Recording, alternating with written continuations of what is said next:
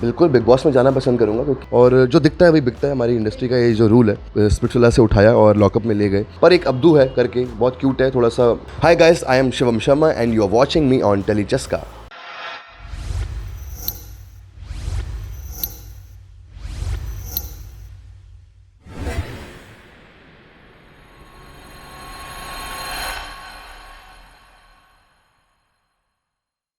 Hi guys, welcome back to Telechaska. और आज हमारे साथ है शिवम शर्मा। तो सबसे पहले तो शिवम जानना चाहेंगे कि ज़िंदगी में इतनी स्ट्रगल करने के बाद आप यहाँ तक पहुँचे हैं, अपनी ये जर्नी के बारे में बताइए कि कहाँ थे, कैसे यहाँ तक आना हुआ और ये सब कैसे मुमकिन हुआ। मुमकिन तो ऐसा है, देखो मतलब मैं बचपन से ही, जब मैं छोटा था और मेरे एक छोटी सी ज़िंदगी का किस्सा सुना देता हूँ। मेरे दादू हीरो बनने आए थे बॉम्बे, मेरे पापा भी आए थे, मेरे चाचा भी आए थे। पर मैं अपने ख़ानदान का पहला वारिस हूँ, शर्मा ख़ानदान का, जिसने कुछ मुकाम हासिल किया लाइफ में।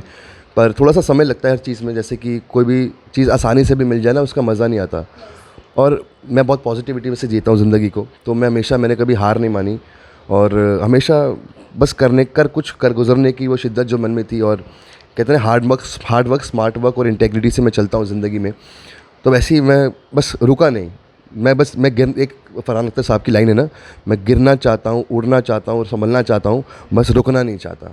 ये मेरी चीज़ है ज़िंदगी में और मैं ऐसे ही जीता हूँ। ओके, तो हमने देखा कि आपने कई सारे रियलिटी शोज़ किए, back to back reality shows करते गए। तो लाइक यहाँ वो भी एक स्ट्रगल का पीरियड होगा, राइट? एक स्ट्रगल ख़त्म होता है ज़िंदगी में, दूसरे स्ट्रगल शुरू होते हैं। सो अब मैं जानना चाहूँगी कि अब क्या चल रहा है, अब किस तरीके का स्ट्रगल है? अब देखो, जैसे कि हर इंसान में कहता है कि हर चुनौतियाँ भी चेंज होती रहती हैं ज़िंदगी में। हर दिन एक नया स्ट्रगल लेकर आता है। मैं हर रोज़ सीखता हूँ कुछ ना कुछ, छोटी छोटी चीज़ें। छोटे छोटे बच्चे भी आजकल चीज़ें सिखा जाते हैं। जैसे मैं अभी कल खेल रहा था, तो नीचे जा रहा था, तो बच्चा फुटबॉल खेल रहा था कोई, तो वो मेरी तरह था, मुझे उसमें मैं ही दिखा। उससे वो मार रहा था बॉल, बट वो गोल जा नहीं रहा था, तो वो रोने लग गया। पर उसकी मम्मी आई, कुछ समझाती है, तो बच्चा फिर खड़ा होता है वो गोल मारता है। तब तक मेरी गाड़ी आ रही थी। मैंने कहा यार, ये चीज़ें जैसे कई लोग बचपन में ही सिखाई दी जाती चीज़ें, और बच्चे जब छोटे होते हैं उनको तभी ऐसी ज्ञान मिल जाए, ऐसे हिप्नोसिस स्टेट में बच्चे होते हैं। तो बच्चों बचपन से ही ट्रेनिंग ऐसी रही है और पापा ने हमें परवरिश बहुत अच्छी दी है। बस रुका नहीं हूँ लाइफ में, और दिल साफ़ रखना। कहते हैं ना, जहाँ रूह सहमत नहीं वहाँ उसकी जहाँ रूह सहमत नहीं वहाँ उसकी रहमत नहीं। तो अपनी रूह साफ़ रखता हूँ, सच्चे दिल से चलो। अभी भी मेरे दिल के अंदर एक बच्चा ही है यार, तो मैं ज़िंदगी भर ताउम्र बच्चा ही रहना चाहता हूँ। हाँ, जो कि हम देख ही रहे हैं। लेकिन जैसे कि आपने बताया कि घर वालों का सपना आपने पूरा किया, कि पहले कई जनरेशन से लोग एक्टर बनना चाह रहे थे, फिर आपने वो सपना पूरा कर दिया। उसके अलावा मैं देखूंगी कि अगर आप कोई भी प्रोजेक्ट चूज़ करते हैं, because it's passion, it's dream. तो अगर आप कोई प्रोजेक्ट चूज़ करते हैं तो उसमें मायने क्या रखता है कि आपकी पॉपुलैरिटी, आपका स्क्रीन टाइम या फिर मनी? मैं किसी भी काम को मना नहीं करता, और मतलब कोई भी काम छोटा नहीं होता। बस आप रुको मत, चलते जाओ। कई लोग होता है ना, थोड़ा सा सक्सेस आता है, थोड़ा सा फेम आता है, बहुत चूज़ी हो जाता है लाइफ में। ठीक है, होना चाहिए, वो तब अलग चीज़ होती है कि स्क्रिप्ट कैसी है। मूवीज़ की अगर बात करो तो स्क्रिप्ट अच्छी हो तो वो आपका डिसीजन होता है। पर कोई काम हमारी फील्ड में ना छोटा नहीं होता, और आपको हर वक्त बस दिखते रहो, और जो दिखता है वही बिकता है। हमारी इंडस्ट्री का ये जो रूल है, और नहीं दिखोगे तो लोग भूल जाते हैं। एक्चुअली मैं ना यहाँ पे आपको, हम as an actor's point of view भी मैं आपको चीज़ें बताऊँ तो, कई लोग आते हैं, फिर 6 महीने करते हैं, फिर गायब हो जाते हैं, तो ना वो चार्म ख़त्म हो जाता है। तो लॉकअप के बाद मैं बहुत लगा रहा हूँ, और मैंने ऐसा नहीं है कि कुछ चीज़ें नहीं हो रही हैं, नहीं भी हो रही हैं, पर वो ऊपर वाले का खेल कह लो कि यहाँ तक मुझे रियलिटी शोज़ तक लाने वाले भी वही हैं।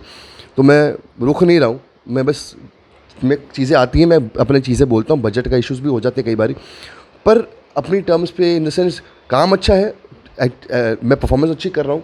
पर अगर मुझे मेरे लेवल के हिसाब से चीज़ें नहीं मिलेंगी तो मुझे मज़ा नहीं आता ना एक काम करने का। क्योंकि अब 10 साल से तो जो स्ट्रगल चल ही रही है, पर अब समय बहुत होता है हमारी इंडस्ट्री में ना, कि एक जैसे लाइफ में होता है कि भाई 40 ईयर्स तक, 45 तक लोग सेट हो जाते हैं। तो मैं अपने आप को विजन में ऐसा लेके चल रहा हूँ कि अब मैं अच्छा काम करूँगा, थोड़ा सा और रुक जाऊँगा। 2-4 चीज़ें अच्छी आ रही थी, पर थोड़ा सा और रुकूँगा, पर अच्छा काम करूँगा। रियलिटी शोज़ की बात करें, इतने सारे रियलिटी शो आपने किए हैं, अब तक का बेस्ट रियलिटी शो मैं पूछूं तो कौन सा रहा है, और उसके पीछे एक रीज़न बताइए कि क्यों रहा है? मुझे तो मेरा सब कुछ स्प्लिट्सविला ने दिया है, तो मैं हमेशा से ही MTV जो स्प्लिट्सविला X3 का जो सीज़न रहा है वो मेरे दिल के हमेशा करीब रहेगा, क्योंकि मुझे यहाँ तक लॉकअप तक भी लाने वाला वही सीज़न है। और वो जो मेकर्स हैं वो मेरे दिल के बहुत करीब हैं। उन्होंने ही मुझे स्पिट्सविला से उठाया और लॉकअप में ले गए, जो हमारे डायरेक्टर थे, मेकर जो थे। तो अच्छा लगता है कि लोग मतलब एक कहते हैं ना, जौहरी को हीरे की परख होती है, वो मुझे वहाँ से उठाकर यहाँ लेकर गए, तो वो मुझे बहुत अच्छा लगता है। Like people when appreciate your work, when you get like appreciation मिलता ना जब, तो बहुत अच्छा लगता है वो चीज़। और मुझे अभी थोड़े अवार्ड्स वगैरह मिले हैं, तो एक एक अवार्ड मेरे लिए बहुत कीमती है। स्टाइल आइकन, एक्टर का अवार्ड मिला, 2-3 चीज़ें हैं अलग अलग, पर अच्छा लगता है। थोड़ा है, थोड़े की ज़रूरत है, हमेशा मेरा ज़िंदगी का ये मोटो रहेगा।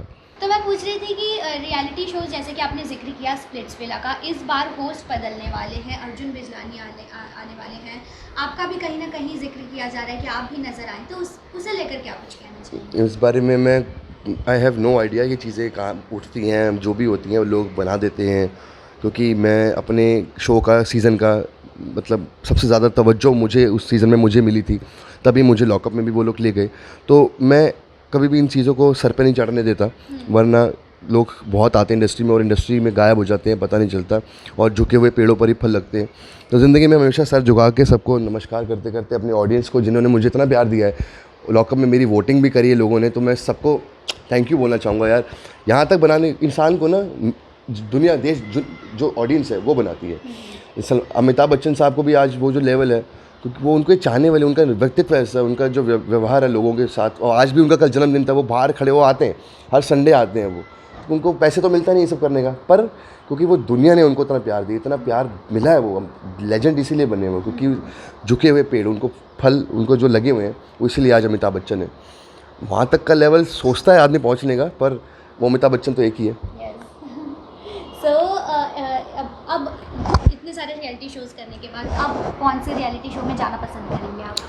बिल्कुल बिग बॉस में जाना पसंद करूँगा, क्योंकि रियलिटी शोज़ का एक ही बेंचमार्क है जो सेट किया हुआ है बिग बॉस ने, और सलमान खान साहब से मुलाकात करने की, वो एज अ होस्ट हमारे सामने खड़े हों, तो बस वही मेरे को बहुत, मैं तो उनके डायलॉग भी जो वो बोलते हैं कि हेलो नमस्ते अस्सलाम वालेकुम सत श्री अकाल केम छो केड़ वाले का सक्का है, वो जो सुनना है ना लाइव फेस टू फेस देख के, तो उसका अलग ही लुत्फ़ है।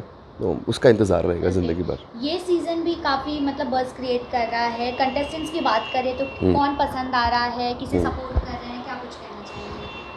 मैं अभी प्रॉपर सच में सीज़न में फॉलो कर नहीं रहा हूँ, क्योंकि मैं अभी ट्रैवलिंग फॉर शूट्स एक्सेट्रा। तो पर एक अब्दू है करके, बहुत क्यूट है, थोड़ा सा मतलब जो चेहरे हंसते रहते हैं ना ज़्यादातर, मैं उन्हें ज़्यादा पसंद करता हूँ, भले कि जो लोग लड़ते हों, कलेश में रहते हों। ठीक है, सबके अपना अपना एक टेस्ट होता है ज़िंदगी में, पर मुझे पर्सनली आई लाइक अब्दू, वो सही मस्त है। सर जाते जाते फैंस को क्या कुछ कहना चाहेंगे?